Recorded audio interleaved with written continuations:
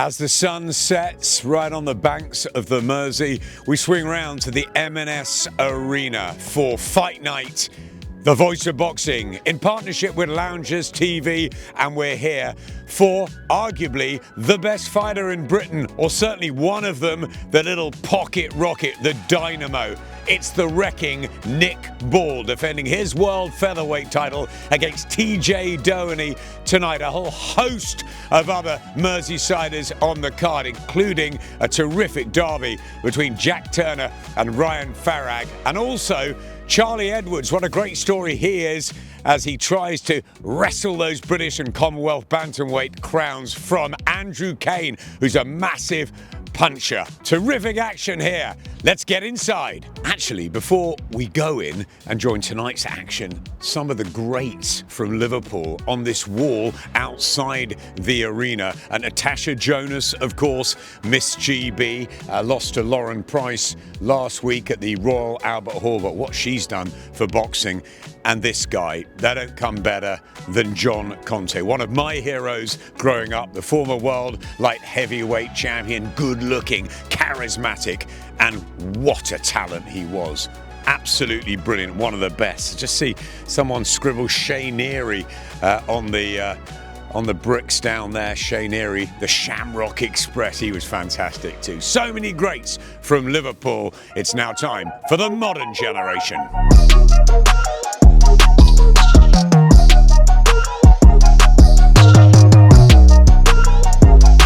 Nick Ball defending his WBA featherweight title. So we've come here to savour a bit of atmosphere in the bars and all around before we get into the M&S Arena. Let's find out what the fans really think. Nick Ball wins, left hook, knockout, in a big kipper. Round 5 knockout, Nick Ball. It won't go 12 this. 4 rounds I reckon. What do you think? About 6 rounds. No. Nick Ball. Nick Ball smashes lights out, my boy. You can do it. Sure, I reckon it's going to be a good scrap. Nick Ball sparks him, 100% sparks him. Put a 12-round beating on him. It's not going to go further than 5, definitely. What do we think of Nick Ball? Unreal player. Unbelievable, mate. You're going to see him knock him out tonight. He'll do it in 2. 2 rounds? 2 rounds all day long. Yeah. I reckon he'll do it too. Oh, listen to my man. 3rd round. 2nd round knockout. 3rd. 4th round knockout.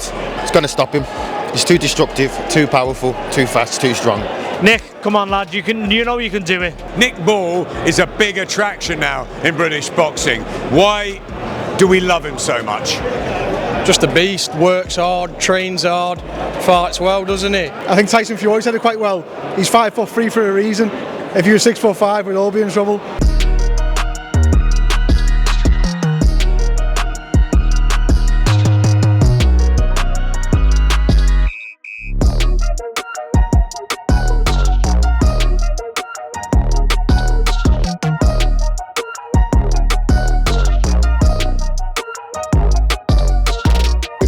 Need a bit of honey and lemon myself. The excitement of that fight, everything seemed to happen. What did you learn from your second defence tonight? Well, that's the main thing, what you said there, the excitement. So I'm happy that you said that, because the main thing is making yous and people who've come out to support me excited to watch exciting fights and, you know, all action fights, and get the money's worth for the tickets that they're paying for. So that's the main thing for me.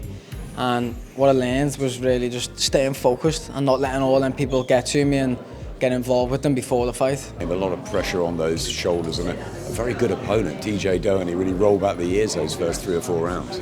Yeah, definitely. Tricky opponent, you know, early on quite slick and that, but I knew I'd break him down, do what I had to do, listen to Paul and Ant in the corner, and do what we've been doing in the gym and break him down, wear off my jab and show me boxing, and then take him out.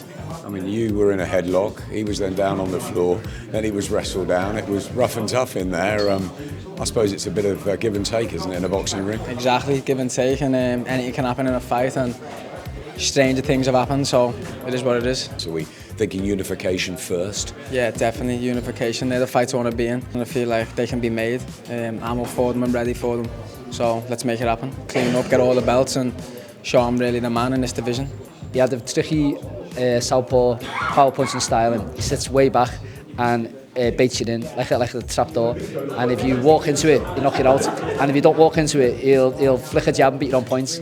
And for someone like Nick, bridging that gap, that no man's land across that danger zone was always going to be tricky. We've been working hard on it. I have anyway. I've been working hard on it, and I'm always 100% confident in Nick, but I didn't know what we were dealing with, and so we did a lot of sparring, a lot of tactical work based around covering that ground, and I thought he executed that to perfection. I thought he boxed great. He had a couple of rounds looking at him.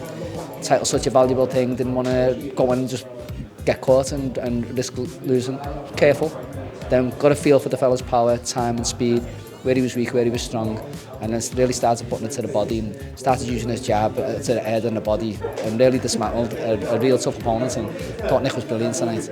Well, it's the early hours of Sunday morning ahead of the Carabao Cup final. Liverpool playing Newcastle, Nick Ball's beloved Reds. He'll be hoping for a double success this weekend as he defends his WBA featherweight title against TJ DOHENY. And it was action-packed, it really was. There was a few infringements after the first bell, that kick, the wrestling to the floor. TJ DOHENY rolling back the years, first 3 or 4 rounds, giving Nick Ball a lot to think about. But he worked it out. He was adaptable, come forward, pressure with an electric crowd behind him, and he got the job done. TJ DOHENY pulled out at the right time. Excellent corner work, a great effort from the Irishman based in Australia, but it is Nick Ball that is successful and goes on. What's next for Nick? It could be unification, WBA champion. He's got the WBC, IBF and WBO out there to maybe win. Now, Inoue, of course, is the name still on the lips of many people if he moves up to the featherweight division. But the future looks rosy for Nick Ball, who sells out the M&S Arena. Everybody seemed to love him as usual. But 1 or 2 things to think about tonight, and he still wants that big fight at Anfield, maybe in 2025. The undercard was great. Andrew Kane getting the win over Charlie Edwards, but the pick of them all, and the name on everyone's lips, is Jack Turner. What a performance from him as he makes it 11 on the spin with a terrific knockout of his Mersey rival Ryan Farag. Jack Turner could be a real star of the future. Liverpool absolutely flying in terms of boxing. Will they be successful in the Carabao Cup final on Sunday? We wait to see. The Voice of Boxing in partnership with Loungers TV, of course, as always, will be back next week, and it's a different vibe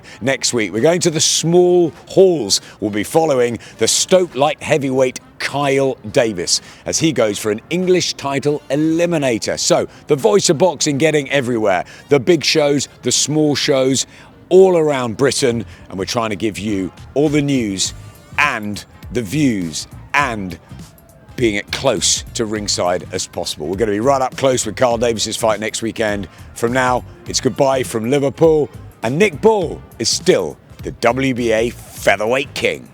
Call it, Adam. It's a wrap.